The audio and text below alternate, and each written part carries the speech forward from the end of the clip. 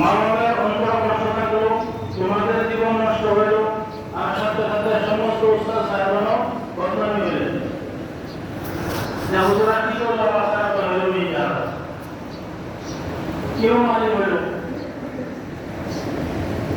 গতিকে ইলম শিক্ষা করাটা বহুত ভাগ্যবানের কথা, ভাগ্যের কথা।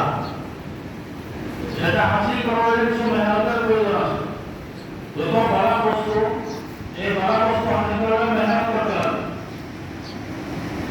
আর সেই মেহনত যদি তোমরা না করো, কষ্ট না করো, তাহলে আপনারা ষষ্ঠ যদি হুজুর সাহেবাই করে তাহলে ফল করতে লাগে। কোনো ফল তোমাদের হাতে হুজুর ফিরে দেওয়া হয়তো না, মা বাবার আশাও করা হতো না।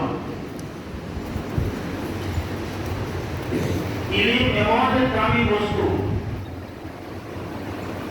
যে তোমরা তার উপর থেকে বড় হযরত ইমাম মুহাম্মদ রাহমাতুল্লাহ আলাইহি সারা পৃথিবী বিখ্যাত ইমাম হযরত ইমাম মুহাম্মদ রাহমাতুল্লাহ আলাইহি ওনার যখন ইন্তেকাল হয়েছে, ওনার সম্পর্কে কোন ব্যক্তি ওনাকে স্বপ্নে দেখলেন ইমাম